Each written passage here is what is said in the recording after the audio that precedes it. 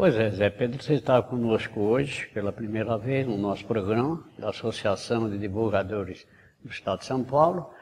Evidentemente que nós te convidamos, porque você também é um dos membros da ADE e é, inclusive, responsável por um centro espírita aqui na capital do Estado de São Paulo.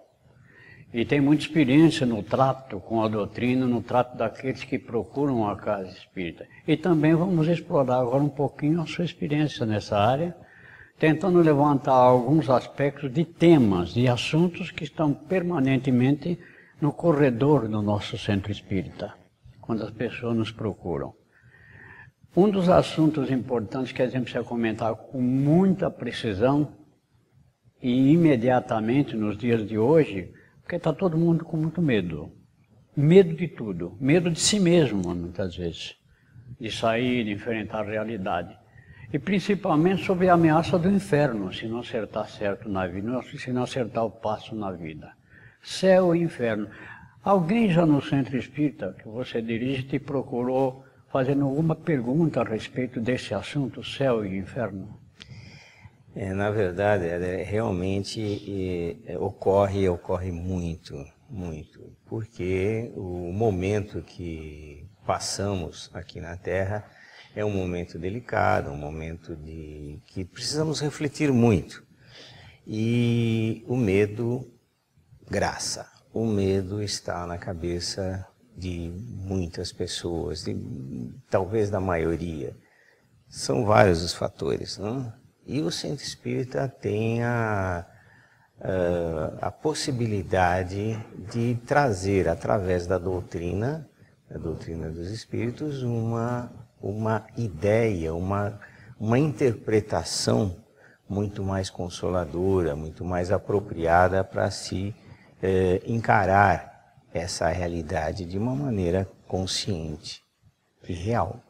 O pessoal aparece no centro espírita, evidentemente, e tem uma ideia precisa a respeito da própria cultura religiosa no mundo, que céu e inferno são lugares localizados. Está no contexto dos bilhões de galáxias que estão por aí, mas ainda não se conseguiu descobrir realmente onde é o céu e onde é o inferno, não? Na verdade, essa cultura, né, de um local para o céu, um local para o inferno, vem atravessando milênios, função das religiões que se propuseram trazer uma interpretação das leis divinas. Sem dúvida nenhuma, eu diria que no início essa ideia era absolutamente necessária para poder, digamos, conter determinados arroubos e fazer com que nós, a humanidade, estivesse mais próximo, entendesse um pouquinho mais do que é a realidade do universo, as leis divinas. Então era uma forma, né, de se, através do temor, levar a ideia de que se não cumprisse determinados fatores, determinados comportamentos, determinados aspectos morais, seria penalizado. Mas o que se observa hoje é um pouquinho diferente. Esse inferno não é um local. Admitindo-se, e a doutrina espírita propõe esse fundamento que é essencial, que a misericórdia divina é indiscutível e é plena de amor, será que Deus estaria, estou dando assim até de maneira figurada, feliz em criar no universo, já que Ele é o supremo arquiteto do universo, um lugarzinho adequado para pôr todos aqueles que erram, para ficar sofrendo lá eternamente? Pois é, isso é um contrassenso, nos parece, não é? Deus, admitimos e entendemos e acreditamos, é a inteligência suprema. Jesus nos trouxe a ideia, a interpretação de que Deus é um Pai amoroso, um Pai que nos mostra o caminho, que nos acolhe. Então, como se pode admitir que esse Pai tão amoroso, tão maravilhoso, deixe seus filhos sofrerem num lugar pela eternidade? não faz muito sentido, né? Então, eu acho que não é esse o caminho é um pouco diferente. Os ensinamentos de Jesus nos mostram isso. E aperfeiçoa muito em termos de reconceituação, né? O que precisa repetir sempre é que o Espiritismo reconceituou tudo, desde o homem em si.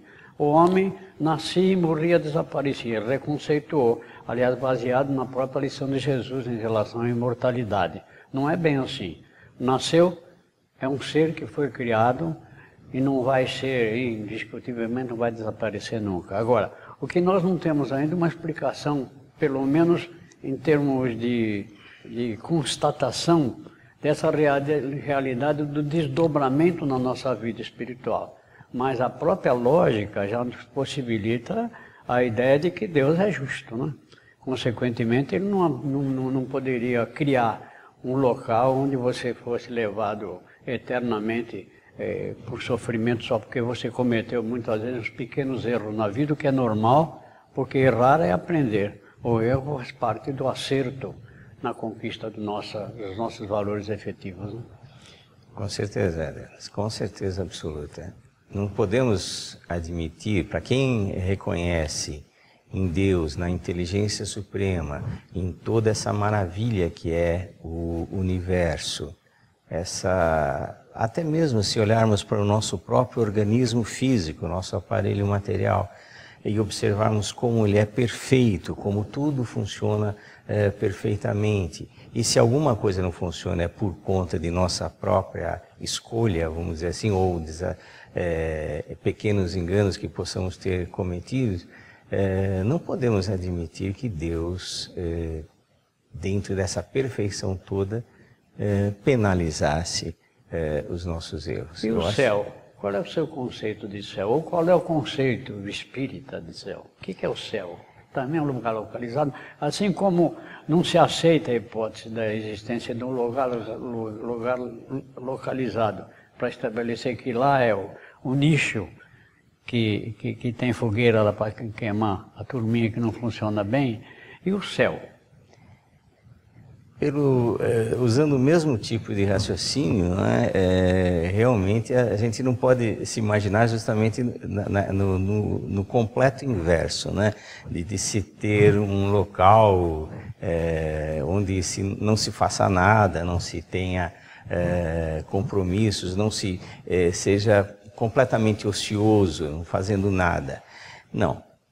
Eu acho que o céu, assim como o inferno, está dentro da nossa consciência, está dentro do nosso comportamento.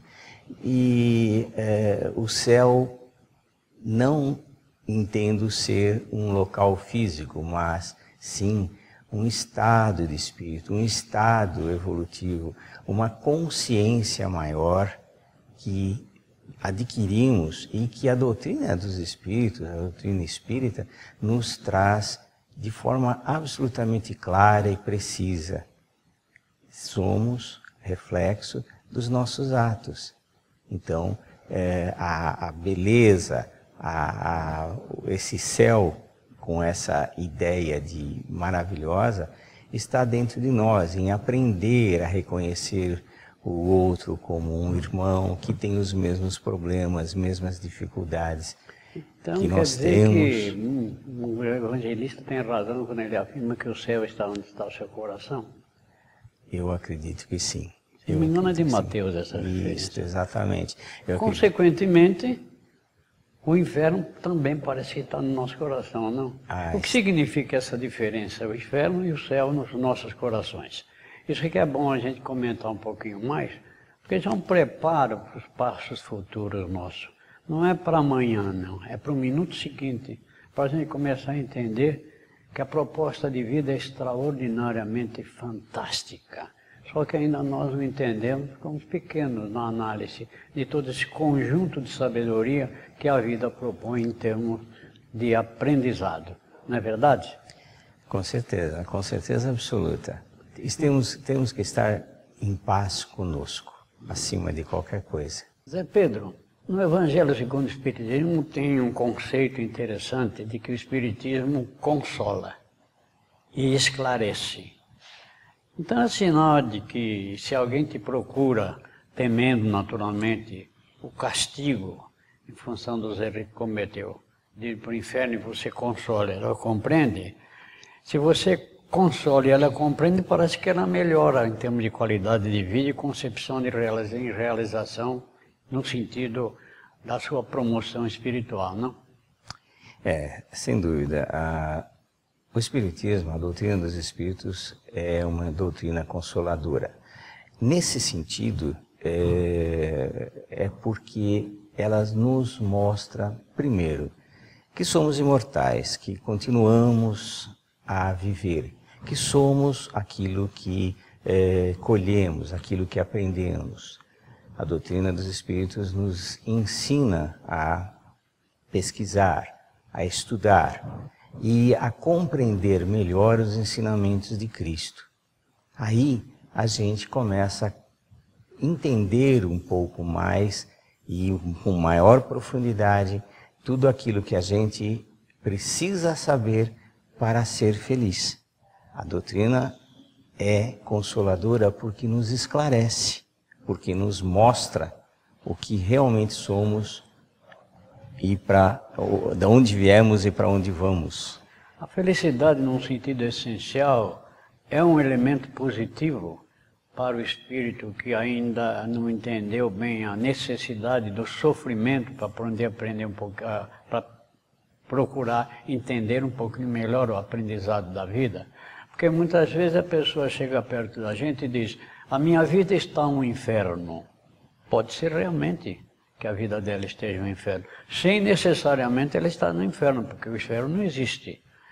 Então, me parece que você falou aí já no começo que seria uma espécie de situação do próprio espírito. Exato, exato. Essa é uma questão bastante importante. E realmente é o que a gente mais percebe, que invariavelmente as pessoas estão sofrendo por mais variados motivos, quer seja por problemas de ordem física, saúde, quer seja por problemas profissionais, quer seja por problemas, enfim, da ordem que for. A questão estão sofrendo. E dependendo como essa pessoa encara esse sofrimento, torna a sua vida realmente um inferno, um problema seríssimo. Por que o inferno? Porque não enxerga uma solução, porque não enxerga um horizonte. A doutrina dos Espíritos vem nos mostrar exatamente que tudo há uma razão, tudo está absolutamente certo. E nas dores e no sofrimento, nos mostra, nos dá a base para sermos mais fortes, para vencermos e entendermos a felicidade e absorvermos uma felicidade maior. Muito embora, muitas vezes, nem aceitando a tese, eu poderia supor que, na realidade, a vida, não existe sofrimento, existe só o aprendizado. Vamos eliminar essa palavra, esse vocábulo, sofrimento. Sofrimento seria o quê? As condições que nós temos que usar, evidentemente, para fugir da realidade que nós estamos vivendo, para encontrar um toque melhor a respeito da vida, não é verdade? É verdade, sem dúvida alguma, é exatamente isso, quer dizer, a compreensão. Aí a colocação da doutrina dos Espíritos, até naquele tripé, né, de ciência, filosofia e religião, tem aspectos extremamente interessantes. A filosofia nos ensina a pensar. A psicologia, por exemplo, nos faz tornar conhecedores de nós mesmos. A doutrina dos Espíritos vem e engloba todos esses aspectos junto de um ensinamento maior, junto dos ensinamentos cristãos. Aí a gente encontra a possibilidade de compreender que tudo que nós passamos tem uma razão de ser e nós passamos a entender melhor. Nós colocaríamos talvez não religião, que pese que religião é o sentido do homem no sentido da busca de Deus, mas seria espiritualidade. Sem dúvida, sem dúvida, sem dúvida.